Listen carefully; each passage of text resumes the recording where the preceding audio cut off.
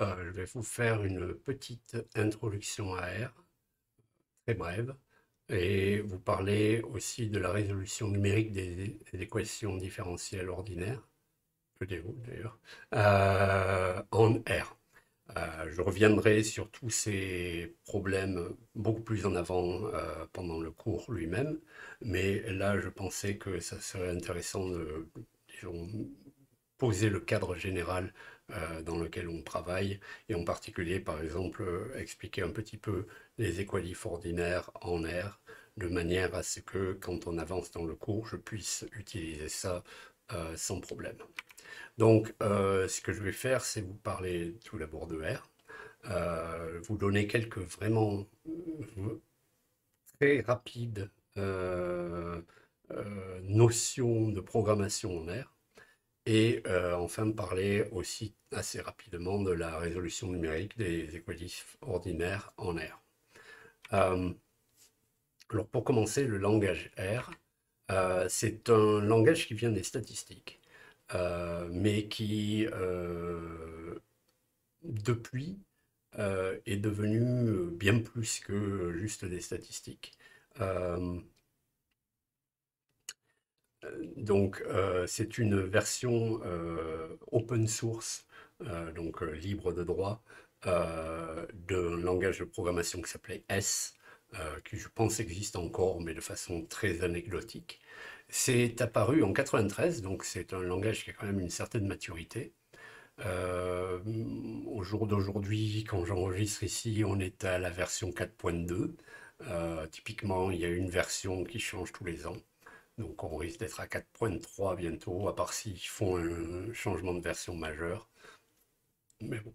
Euh, je dirais qu'en tant que matheux plutôt que stateux, bien que je suis formé à l'origine en stats, mais ce que je trouve très agréable en R par rapport à certains autres langages du même type, c'est que en fait R utilise énormément de fonctions en C et en Fortran.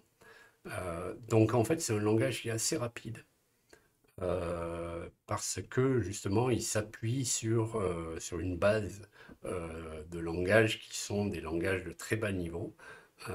C et Fortran, c'est à peu près le plus simple que vous puissiez faire, enfin pas simple, oui, le plus bas niveau que vous puissiez faire à part faire de l'assembleur ou ce genre de choses. Donc c'est des langages qui fonctionnent très très vite.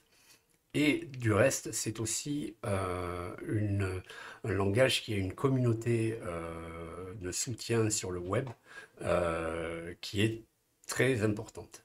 Je donne toujours l'exemple, quand je prends un peu plus de temps pour expliquer ces choses-là, euh, de comment je pense qu'une bonne façon de procéder si vous avez le choix d'un langage de programmation, c'est d'aller voir sur Stack Overflow et de poser la question avec le nom de la langue. Donc si vous mettez entre crochets carrés Python, vous allez avoir plus de 2 millions de questions qui ont été posées au sujet de Python.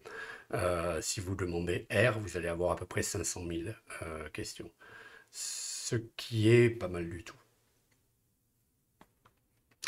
Euh, il y a des environnements de développement divers et variés. Il y a de base, si vous installez R, vous allez vous retrouver avec une version terminale qui n'est pas très agréable. Euh, il y a une version terminale beaucoup plus agréable qui s'appelle Radiant. Je l'ai lié ici. Si vous reculez, normalement, on va me voir. Voilà. C'est une repositoire GitHub. Voilà, vous pouvez installer ça. Euh, je mentionne ça parce que c'est important, je reviendrai dessus. Il est des fois très utile de faire tourner R en script. Donc R est un langage scripté, je vais revenir là-dessus. Ce qui veut dire que vous, ben, de la même manière, vous connaissez probablement MATLAB, vous pouvez travailler de façon interactive avec R. Et de la même manière que MATLAB, de toute façon, quand vous avez un langage scripté, c'est toujours une bonne idée de faire tourner le script sans le connecter à l'interface dans laquelle vous développez. parce que ça veut dire que votre script va être en mesure de travailler. euh, enfin, s'il tourne dans ce contexte-là, ça veut dire qu'il peut tourner, si vous l'envoyez à un collaborateur, le collaborateur, du moment qu'il a les librairies installées, pourra le faire tourner. Alors que si vous le faites tourner seulement dans l'interface de commande, le terminal, vous, vous n'avez pas de sécurité que ça soit le cas. Euh, Ensuite, il y a des environnements de développement intégrés de R, et le plus connu, c'est RStudio. Si vous développez en Windows, Linux version normale ou Mac, vous avez accès au RStudio. RKWard, par exemple, ça c'est moi j'utilise beaucoup de Raspberry Pi ou bien de Chromebook, et pour un Chromebook en général il vaut mieux utiliser ça parce que RStudio n'a pas de version ARM. Je précise aussi que ça s'intègre dans un Jupyter Notebook. Je ne vais pas revenir là-dessus. Euh, RStudio Server, c'est la même chose que RStudio, mais ça tourne sur le web. Donc si vous avez un serveur Linux, vous pouvez le connecter au web et accéder à ce serveur depuis n'importe où sur le web pour faire tourner votre code. C'est pratique. Shiny, je vous montrerai un exemple pendant le cours. C'est un langage, enfin c'est une extension de R qui permet de faire de l'interactivité. Shiny Server, c'est la même chose que RStudio Server, c'est quelque chose qui vous permet de faire tourner le code Shiny sur une machine distante. Je vous montrerai ça également. R Markdown et R Swift, ce sont des langages qui vous permettent de faire de l'intégration de R, soit à du Markdown, soit à du LaTeX. C'est très intéressant, je ne sais pas, j'ai des exemples dans le code. Je ne crois pas que j'ai prévu de faire des cours dessus, mais j'en ferai peut-être. Euh, c'est des choses qui sont très utiles. Alors, comme je disais auparavant, R, c'est un langage scripté, ce qui veut dire que c'est un langage non compilé. C'est interactif, c'est très pratique. Mais par contre, effectivement, comme je précisais avant, il est très important quand vous avez un langage scripté de noter tout ce que vous faites parce que c'est très facile de faire des erreurs. Si, je sais pas, j'écris une matrice et puis je décide que finalement je veux prendre le carré de la matrice, et si je note pas ça dans mon script, ça va marcher avec ma matrice carrée, ça marche pas avec ma matrice non carrée. Ben, si c'est pas noté dans le script, ben, évidemment le script ne va pas marcher pour pour cette raison. Et c'est pour ça que je recommande toujours de soit faire tourner au moment où on lance RStudio, ou bien de faire tourner carrément en utilisant RScript euh, pour vérifier que les choses marchent en autonomie. Alors maintenant, la programmation en R, c'est très similaire à MATLAB, mais évidemment pas complètement, parce que sinon, où serait l'intérêt? Euh, donc, par exemple, une ligne en MATLAB finit toujours par un point-virgule, une ligne en R ne contient pas de point-virgule, les commentaires en MATLAB, c'est des pourcentages, les pourcentages en R ne sont pas des commentaires, c'est des dièses qui sont les commentaires, enfin, etc. Il y a suffisamment de différences pour vous rendre un peu chèvre, mais en même temps, c'est quand même assez proche. L'assignation se fait de deux façons. De façon intéressante, c'est l'un des seuls langages que je connais qui permet d'écrire égal de deux façons. Soit vous utilisez cette version plus ou moins algorithmique, ou bien vous utilisez la version habituelle x égale 10. Les puristes de R, eux, préfèrent la première version. Moi, je m'en fiche un peu, mais vous verrez que la plupart quand vous cherchez du code sur le web, vous verrez toujours cette première notation, cette première notation-là. La, la structure. Donc en MATLAB et dans d'autres langues, le C par exemple et tout ça, on a ce qu'on appelle des structures. R n'a pas de structure, mais elle a ce qu'ils appellent des listes qui jouent le même rôle. Donc vous créez une liste vide avec la commande qui est en haut ici, L égale liste. Et ce qui est bien, c'est que la liste, vous verrez beaucoup d'exemples dans mon code. La liste vous permet de stocker toutes sortes d'informations avec des noms. Donc là, vous voyez par exemple la première boîte, je fais une liste vide. Dedans, je mets que le premier élément de la liste, c'est le nom, c'est A. On peut utiliser un dollar si on veut pour accéder à l'élément de la liste. Donc je dis que A vaut 10, B vaut 3. Et une autre façon d'accéder à un élément de la liste, c'est comme ça. Donc mon troisième élément dans cette liste, ça s'appelle autre nom. Et la valeur, c'est plouf plouf. Et vous voyez comment je peux accéder à ces différents éléments dans la boîte en bas, ici. Donc je peux accéder à ça. Ici, il n'y a qu'un carré, qu'une parenthèse carrée. Donc en fait, il s'agit du premier élément dans la liste. Là, c'est le deuxième élément, mais c'est le contenu du deuxième élément. Vous voyez qu'ici, il me renvoie $A. Ici, il me renvoie juste le contenu le contenu de l'élément. Euh, je peux y accéder avec le dollar, ou bien je peux y accéder avec une chaîne de caractères, etc. Et vous verrez effectivement dans mon code beaucoup d'exemples différents d'utilisation de la liste.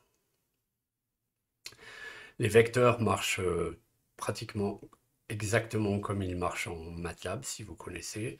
Donc si par exemple cette première commande, j'attribue, je mets dans le vecteur x les valeurs de 1 à 10. Ici, l'opérateur C là, permet de concaténer des vecteurs ou de créer des vecteurs. Donc ici, par exemple, je dis que le nouveau vecteur y, c'est la concaténation de x, qui est les nombres de 1 à 10, et de 12. Et donc ici, vous voyez qu'y va de 1 à 10, et puis après l'élément 12. Mais je peux aussi créer un vecteur avec rouge et bleu. Mais une remarque en passant, c'est si je fais ça, les vecteurs, tous les éléments ont le même type. Donc, comme ici, j'ai créé un vecteur où les deux premiers éléments sont des chaînes de caractères, mais quand j'ajoute un élément à ce vecteur, ça devient une chaîne de caractères. Il considère que c'est le 1 chaîne de caractères. Les matrices, on peut les rentrer de deux façons, principalement. Il y a d'autres façons. Mais les deux plus communes, c'est ça, Matorvec, qui vous donne une matrice de 0 avec n rows et n colonnes, donc le nombre de rangs et le nombre de colonnes. Ou bien je peux assigner des valeurs. Donc ici, par exemple, je fais une matrice avec 1, 2, 3, 4 dedans. Alors, il faut quand même que j'indique l'une des deux grandeurs, soit NR, soit NC. Et remarquez en passant aussi que l'entrée des valeurs se fait par colonne. Donc ici j'ai 1, 2, 3, 4 et ça rentre 1, 2, 3, 4. Si je veux rentrer par ligne, je dois ajouter ce mot-clé by row equals true. Donc faites-le par rang. Et dans ce cas, j'ai ça. D'accord. Et en passant, évidemment, si vous notez les choses, je peux les faire dans n'importe quel ordre. Vous voyez que ici, je mets comme argument nr égale 2. Je pourrais avoir nc égale 2, nr égale 2. Du moment que je les nomme, comme ici, je peux utiliser les arguments dans l'ordre que je veux. Les opérations matricielles en R sont amusantes pour toute personne qui a fait autre chose que du R. Je ne sais pas pourquoi, la notation A étoile B, c'est le produit de Hadamard A, B. Ce n'est pas la multiplication matricielle standard. Donc le produit de Hadamard, c'est la multiplication entrée par entrée. Donc si vous avez deux matrices qui ont la même taille, il faut qu'elles aient la même taille, le produit de Hadamard de A et B, c'est l'élément 1, 1 fois l'élément 1, 2, 1, 1 dans la deuxième, l'élément 1, 2 fois l'élément 1, 2, etc. pas la multiplication matricielle. Si vous voulez la multiplication matricielle, il faut entourer l'étoile de 2 pourcentages. Un peu bizarre. Euh, pour concaténer des matrices, parce que ça on le fait beaucoup pour une variété de raisons, vous pouvez faire bind, bind ça veut dire attacher, attacher des rangs ou attacher des colonnes. Et évidemment, si vous voulez faire ça, ben, il faut que les matrices aient des tailles compatibles. Donc si vous voulez attacher les rangs d'une matrice avec une autre, il faut que vos deux matrices aient le même nombre de colonnes. Et si vous voulez attacher les colonnes de deux matrices, il faut que les deux matrices aient le même nombre de lignes, de rangs. Les opérations vectorielles, oui, juste une petite remarque au niveau des opérations vectorielles. Là, vous voyez quelque chose d'un peu bizarre. J'ai jamais vraiment compris pourquoi ils font ça. Si j'écris le vecteur x avec les nombres de 1 à 10, par exemple, et que j'écris x plus 1, il ajoute le vecteur de 1 de la même taille à x. Il n'est pas... Enfin, bon, de toute façon, cette opération, elle ne devrait pas être définie. Euh, mais il la définit, c'est la façon dont il la définit, c'est l'ajout de 1 partout. Alors faites attention quand vous programmez, parce que c'est une source d'erreur assez classique. Donc si par exemple vous voulez atteindre le 11e élément du vecteur, faites attention à ce que vous faites. Une remarque qui est un peu, enfin, je faisais du MATLAB avant de faire du R. En MATLAB, il y a un mot-clé fantastique qui s'appelle AND, qui vous donne le dernier élément d'une matrice ou le dernier élément d'un vecteur, ou si par exemple vous avez une matrice, vous mettez A de AND, ça vous donne le dernier élément en bas à droite. Ça n'existe pas en R.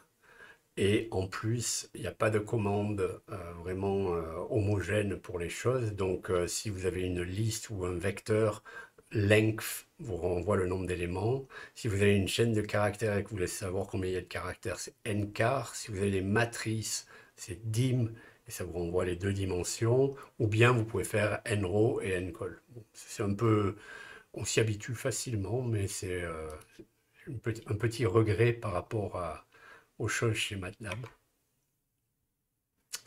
Ensuite, les data frames. Alors la data frame, je ne sais pas exactement comment on traduirait ça en français. C'est quelque chose de spécifique à R qui maintenant est utilisé dans d'autres langages et qui est essentiellement comme des matrices sous stéroïdes. L'avantage, c'est que vos data frames, elles peuvent contenir des éléments de type différents. Par exemple, je vais avoir une colonne de nombres, une colonne de caractères ou ce genre de choses. C'est vraiment l'orientation donnée. Et je reviendrai sur comment charger un jeu de données et en faire une data frame quand on arrive à ce niveau-là. Tables, c'est comme tables mais mal prononcé. Tables, c'est un nouveau type de données.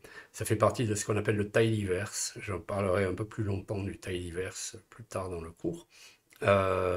C'est un ensemble de librairies qui facilitent la manipulation des données, ce qu'on appelle le data wrangling en anglais.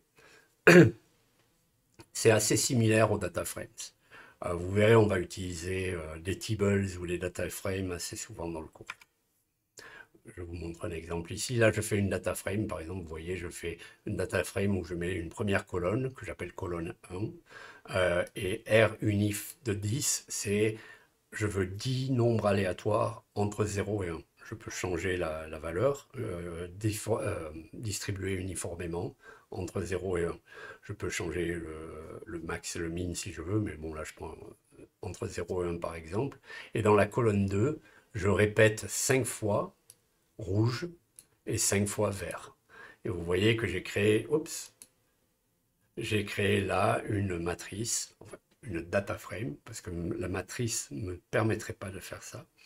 euh, qui a pour première colonne des nombres aléatoires entre 0 et 1, et pour deuxième colonne rouge et vert.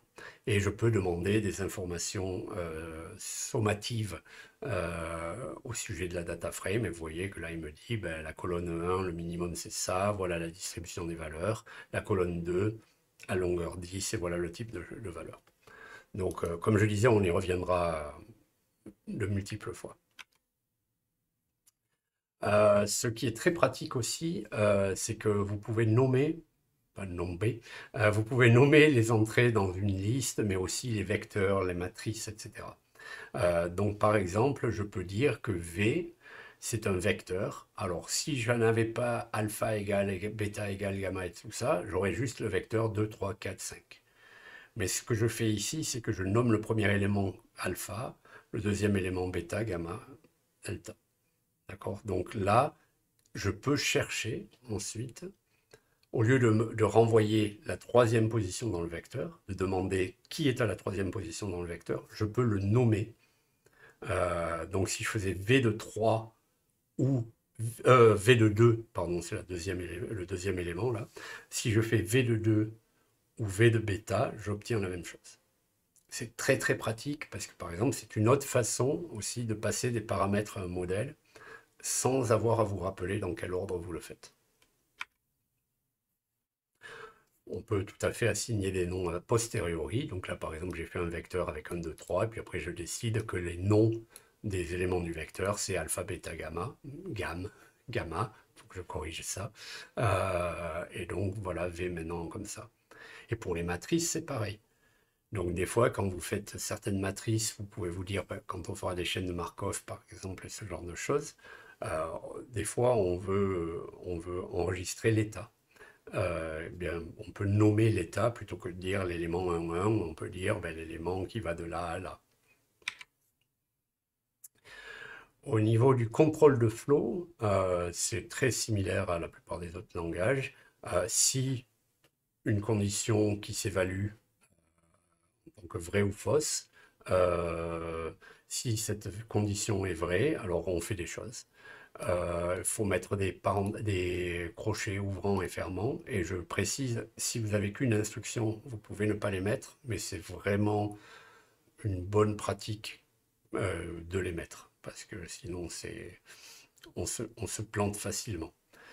Vous pouvez enchaîner avec des else if et des else. Donc vraiment tout à fait classique sur ce côté-là. Les boucles for, ben, elles sont assez similaires aux autres langages. Je vais juste mettre en avant le fait que ce qui est très agréable, c'est qu'on boucle sur un ensemble. Donc, vous voyez, là, je fais pour i dans 1 à 10. Ce que ça veut dire, c'est que ça va faire un vecteur de 10 éléments et ça va les prendre l'un après l'autre. Donc, par exemple, ça vous permet de facilement faire un truc comme ça. Ici, je dis pour j dans l'ensemble 1, 3, 4. Ou je peux, par exemple, tout à fait boucler sur un nom. Et donc, par exemple, quand j'ai une liste de paramètres et que les paramètres, ils ont chacun un nom, je peux lister, je peux boucler sur les noms de la liste. Vous verrez des exemples de ça dans le cours également. Donc voilà. Ah voilà, alors ça c'est quelque chose sur lequel j'insiste très lourdement parce que c'est très utile pour paralléliser votre code. Donc, et de toute façon, c'est une fonction très utile, mais il manque le titre. Le titre c'est lapply.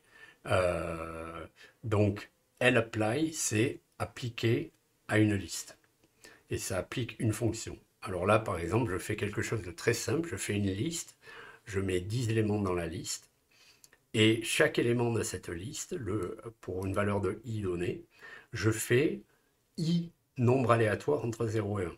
Donc, le premier élément de la liste a un élément, le deuxième élément en a deux, etc. Et ce que je dis, alors donc j'ai des éléments qui ont des longueurs différentes. Normalement, ça serait un peu ennuyeux à traiter. Donc, mais si je veux la moyenne, par exemple, ben, ce que je peux faire, c'est ça. Donc là, je dis appliquer à la liste L la fonction moyenne. Et ce que ça va faire, c'est que ça va me renvoyer un vecteur où chaque élément du vecteur va être la moyenne de l'élément de la liste correspondant. Et donc, il se moque de savoir s'il y a un élément ou 10 éléments dans la liste. Du moment que je peux l'appliquer à tous ces éléments, ça va marcher. De façon avancée, on peut aussi spécifier la fonction. C'est-à-dire que, évidemment, si vous avez une fonction qui marche facilement, bon, ben, c'est une chose. Mais si vous avez des listes un peu plus élaborées, là, voilà, je me fais une liste où, en fait, je mets la même chose qu'avant, mais dans l'élément A. Donc, je mets un nombre aléatoire, deux nombres aléatoires et tout ça. Et là, dans B, je mets euh, deux fois I. Donc le premier élément va avoir B égale à, enfin, deux nombres aléatoires entre 0 et 1. Le deuxième va avoir quatre nombres aléatoires entre 0 et 1, et etc. Et là, je fais sapply, donc ça, ça me renvoie une liste, un vecteur, pardon. C'est comme mapply, lapply, pardon. C'est comme lapply, mais ça renvoie une liste, un vecteur, alors que lapply renvoie une liste. Et donc j'applique à L la fonction, et là je la crée sur le champ. D'accord? Je fais une fonction, et cette fonction a un élément de la liste. Ce qu'il va faire, c'est qu'il va me dire combien il y a d'éléments dans B pour cet élément de la liste. Donc le premier élément de la liste, ça va être L de 1. L de 1, il a une composante A qui est égale à qui a une longueur 1 et B qui a une longueur 2 et tout ça. Et donc quand je fais tourner ça, ben voilà, j'obtiens ça. Euh, donc l'argument de lapply ou sapply et tout ça, c'est chaque élément dans la liste. Quand vous apprenez à manipuler ça, c'est très très utile. On l'avancer.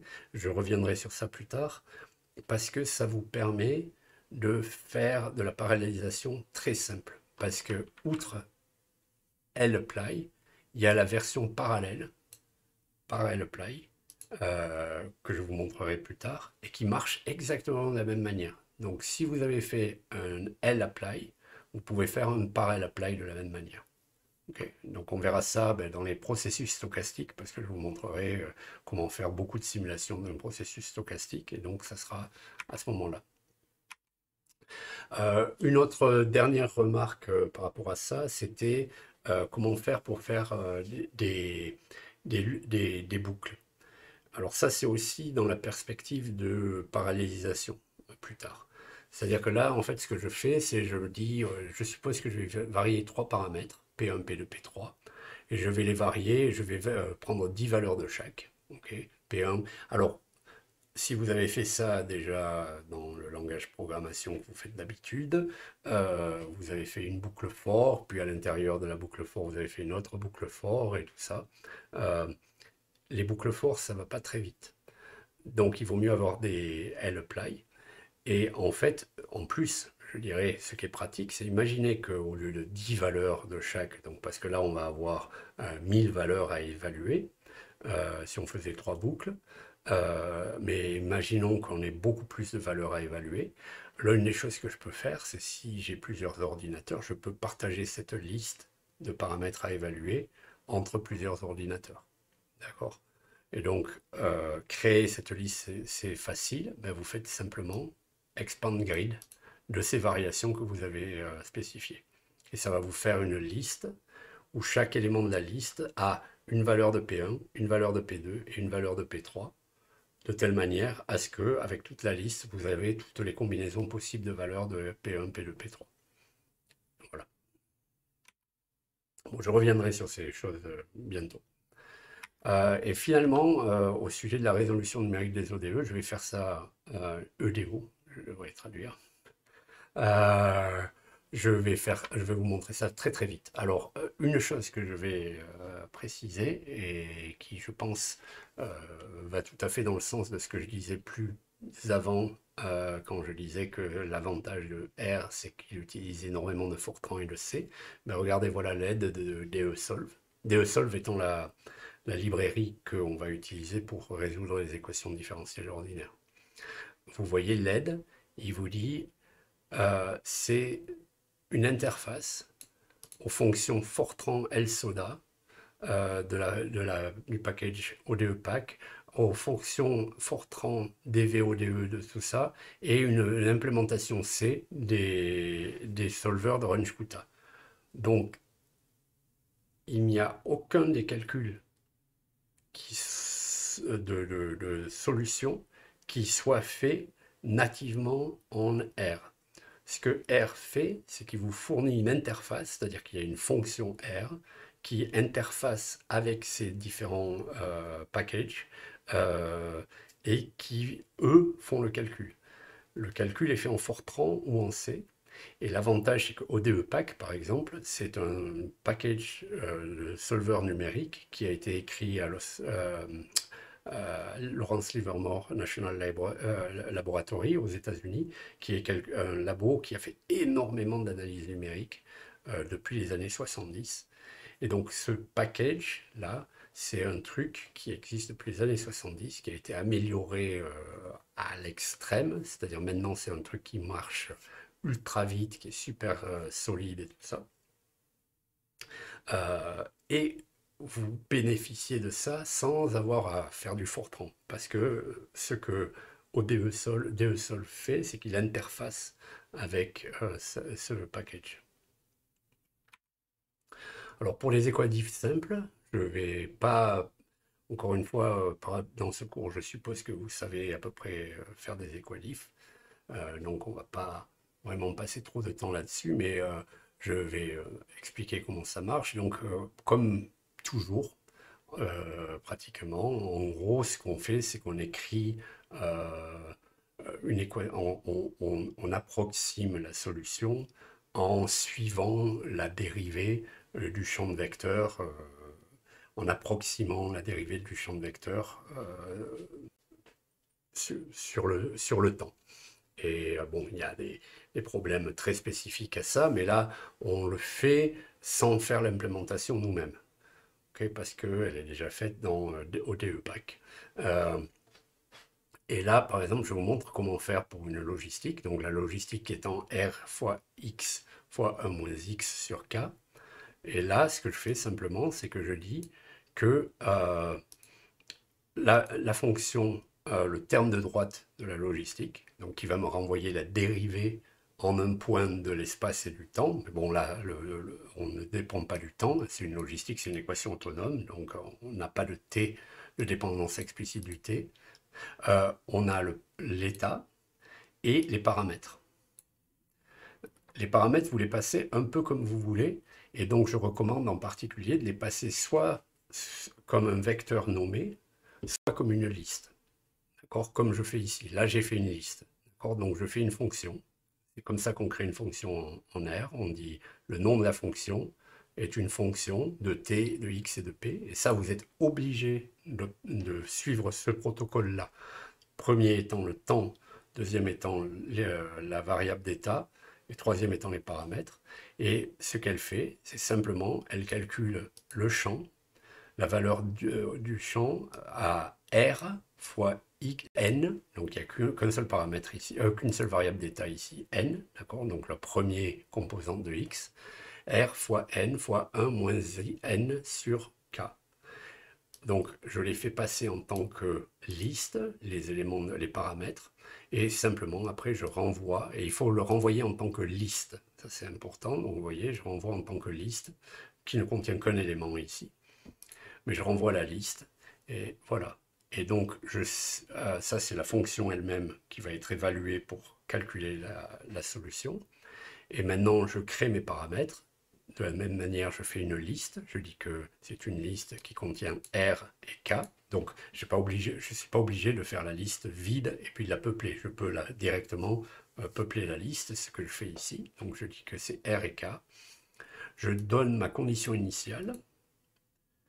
Je dis à quel temps je vais renvoyer la valeur de la solution. Ce n'est pas à quel temps la solution est calculée, mais à quel temps la solution m'est renvoyée. Donc le pas de temps peut varier, la méthode, selon le type de méthode que vous utilisez, le pas de temps peut changer, mais il y a une interpolation qui est faite de telle manière à ce que les temps auxquels j'ai ma solution soient de 0 à 100 par pas de 1. Et finalement, j'appelle. Donc, il faut y avoir chargé la librairie, évidemment. Mais après, j'appelle la fonction ODE avec la condition initiale, les temps auxquels je veux la solution, le nom de la fonction que je vais évaluer et les paramètres. Donc, c'est aussi simple que ça. On peut le rendre encore plus simple parce que, en fait, euh, de la même manière que, enfin, si vous voyez là le C, là, on peut le considérer presque comme une liste. Là, je l'ai comme un vecteur, mais ça peut marcher comme une liste presque. Et donc là, vous voyez, j'ai ajouté une commande là, with as list ici. Donc là, ce que ça dit, c'est que X, maintenant, on peut le considérer comme une liste. Et dans cette liste, en fait, puisque j'ai nommé ici ma condition initiale sous la forme n égale quelque chose, lui va aller chercher dans la liste n. D'accord? Et donc là, il sait que le n, il vient de la liste. C'est très pratique. Donc ça vous permet d'éviter si vous comparez avec ce que j'avais avant, ici j'avais x de 1, je pourrais avoir imaginé que vous ayez beaucoup d'équations différentielles, vous auriez un très long vecteur, mais vous pouvez aussi nommer tout à fait les variables. C'est exactement la même chose. Okay. Et en fait, oui, je devrais dire, ça passait un peu vite, on peut aussi faire la même chose avec les paramètres. Donc vous voyez qu'ici, là j'ai mis P dans le with as list, et puisque j'ai mis P, maintenant il considère que X et P sont tous les deux des listes, et donc il les ouvre, si vous voulez. Et donc là, maintenant, il a été chercher, il sait que P contient R et K, et il sait que X contient N, et donc j'ai pas besoin d'utiliser P dollar, oui, dollar, etc. Donc ces trois codes font exactement la même chose. Okay. Alors juste pour finir, je crois, oui, exactement. Euh, Par défaut, si vous utilisez la fonction ODE comme ça, il va utiliser une méthode qui s'appelle LSODA, qui est assez intéressante parce elle, elle change automatiquement entre des méthodes pour les systèmes qu'on appelle stiff, rigides, et les systèmes non rigides. D'accord? Donc ça, c'est un problème qu'on a des fois quand on essaye de calculer les solutions numériques d'une ODE. C'est que si le problème est stiff, il faut utiliser des méthodes différentes. Et là, justement, l'algorithme essaye de voir si le système est rigide ou non. Et s'il est rigide, il passe à une méthode non rigide. Et il y a toutes sortes de trucs. Alors, par exemple, si vous venez du monde MATLAB, vous connaissez ODE 2.3, ODE 4.5 et tout ça. Vous pouvez spécifier la méthode. Par exemple, si vous voulez vraiment utiliser un Runge-Kutta d'ordre 4.5, vous pouvez faire ODE 4.5 et vous avez le même genre de méthode qui est implémentée en MATLAB. Et vous pouvez même faire vos propres fonctions. Je ne vais pas rentrer ça du tout là-dedans, mais quelqu'un qui ferait par exemple de l'analyse numérique, qui s'intéresse vraiment à la mise en place d'une méthode spécifique, pourrait écrire cette méthode sous la forme d'une fonction qui renvoie le bon type de valeur et utiliser la fonction, enfin ODE, pour faire ça. Et voilà. Et donc on reviendra en détail sur ce genre de choses quand on regarde des exemples précis.